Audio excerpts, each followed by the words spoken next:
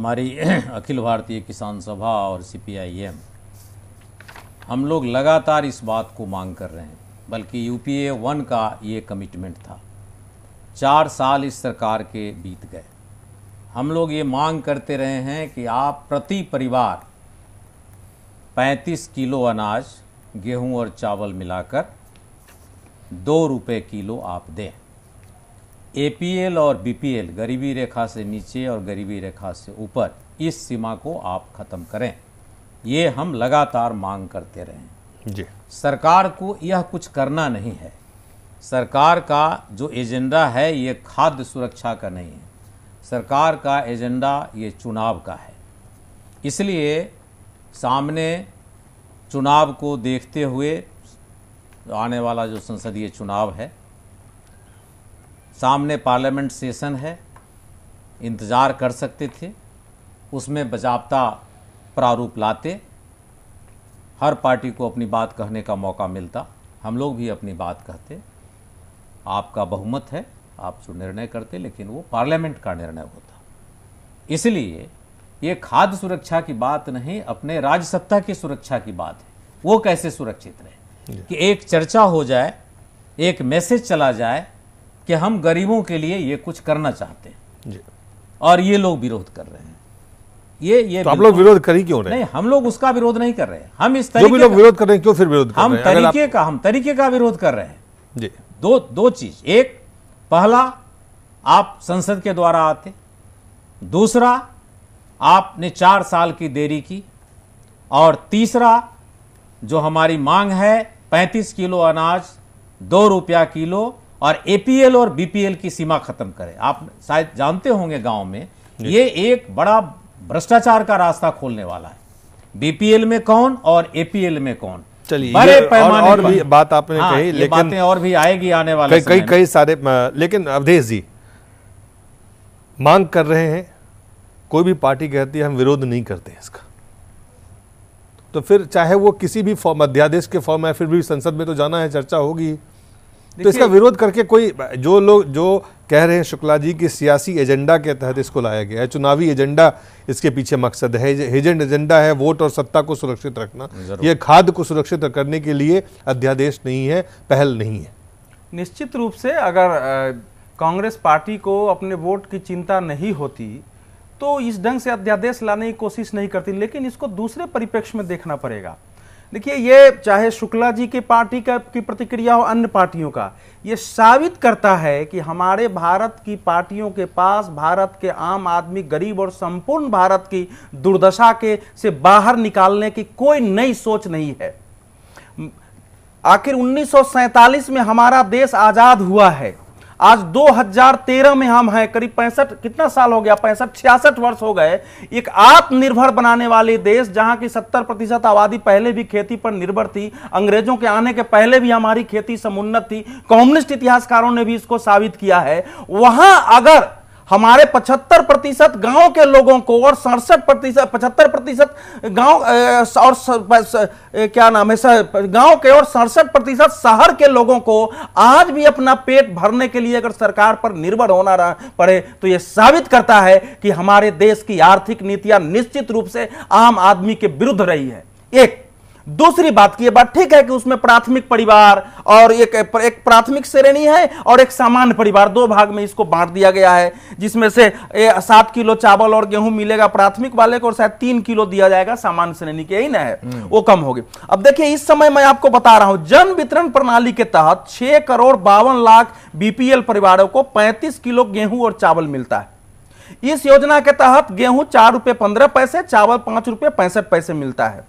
जो गरीबी रेखा से ऊपर 11.5 करोड़ परिवार है, 11 करोड़ 50 लाख, उनको 6 रुपये 10 किलो, 6 रुपये 10 पैसे में 15 किलो गेहूं और 8 रुपये 30 पैसे में 35 किलो चावल दिए जाते हैं। इस सब्सिडी पर, यही फूड सब्सिडी है, अगर इस सब्सिडी पर सरकार का करीब 1.25 लाख करोड़ रुपया खर्च हो रहा है, और इसमें केवल इतना ही नहीं, इसमें पका हुआ भोजन भी देना है। फूड सिक्योरिटी में यह नहीं है, फूड सिक्योरिटी में यह है कि इसमें गर्भवती महिलाओं, बच्चों को दूध पिलाने वाली महिलाएं, 8वीं कक्षा तक पढ़ने वाले बच्चों, बूढ़ों को पका हुआ खाना मुहैया कराया जाना है। साथ ही स्तन पान करने वाली महिलाओं को महीने में 1,000 रुपया भी देना है। देखिए, मैं याद दिलाना चाहूंगा, मैं इस सब कदम का विरोधी नहीं हूं, लेकिन एक अंदर से कंगाल हो चुका देश, जिसके ज्यादातर राज्यों के पास अपने 3 महीने तक खर्च चलाने का वित्त नहीं है, और आज हमारा देश रिकॉर्ड घाटे में, चाहे वो फिस्कल डेफिसिट हो, चाहे करंट अकाउंट डिफिसिट हो, बजट डेफिसिट हो, कंगाली के कगार पर है। वो देश क्या 1,72,000 करोड़ रुपए का उठाने की स्थिति में है? क्या यही रास्ता है? मैं फिर कहूंगा, यह स्वीकार करें या ना करें, हम लोगों ने जो दुनिया भर में वामपंथी शासनों के ध्वंस होने का कारण पड़ा, उसमें एक बड़ा कारण यही था कि उन शासनों ने वेलफेयर के नाम पर और पूंजीवाद से मुकाबला करने के लिए जनता के सारे खर्च अपने ऊपर उठा लिए, जिनको पुराना संभव नहीं हुआ, ध्वस्त हो गया सोवियत संघ जैसा देश। तो हमारा देश भी ऐसे बिलों से, एक गलत तरीके से और सरकार के द्वारा खाना पहुंचाने का मतलब एक महाभ्रष्टाचार का तंत्र और खड़ा होना है। कैसे? मेरा मानना इसका एक ही मात्र उपाय था कि आर्थिक नीतियां बने, गांवों के स्वावलंबन का रास्ता हो, खेती को आप प्राथमिकता दीजिए, स्थानीय लोगों को कम से कम पैसे में वहां उनके चीजें सुलभ हो जाएं, उनके स्वास्थ्य की सेवाएं, उनके शिक्षा की सेवाएं, ये सारी चीजें किए तभी ये देश हो सकता है। सबसे बुनियादी चीजों पे शुरुआत की है, बहुत दिनों के बाद की है। मैं आपके पास आता हूं, लेकिन जी अवधेश जी का एक चीज का जवाब देना पड़ेगा। बहुत अच्छी अच्छी बातें इन्होंने की, लेकिन जो 2 बात किया, मैं 2 ही का जवाब दूंगा। एक, जो इन्होंने कहा कि 1 लाख कितना हजार करोड़, 72,000 करोड़ खर्च होगा, ये बड़ी चीज इन्होंने कहा।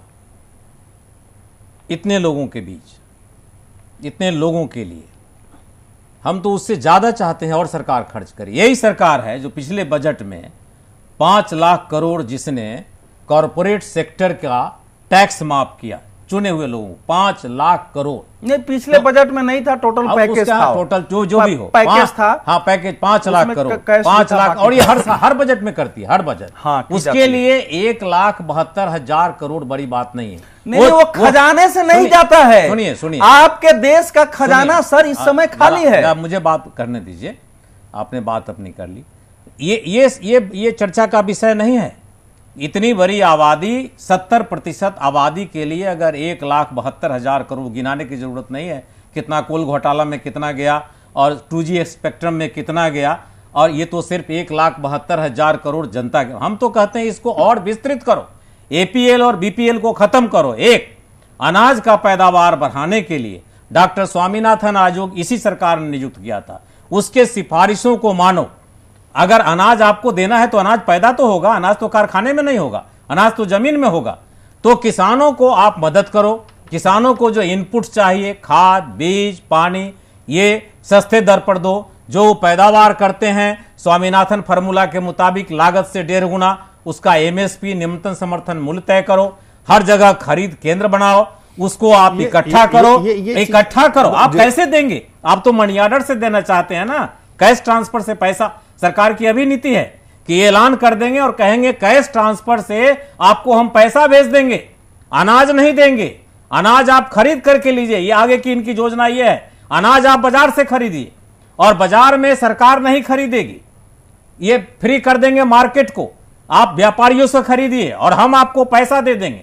ये सारी साजिश है कि जो आज तक यह जो रहा है सार्वजनिक वितरण प्रणाली, इसको समाप्त करने की, खेती को समाप्त करने की और गरीबों पर और हमला बढ़ाने की। लेकिन दिखाना है कि हम गरीबों के लिए करने जा रहे हैं। और सोवियत यूनियन टूटा या दूसरा टूटा, ये बहस का एक अलग विषय है, उसमें अलग बहस का विषय अलग से उस पर चर्चा हम करेंगे कभी। जनता की सेवा करते करते अगर कोई उस पर कभी अलग चर्चा करेंगे,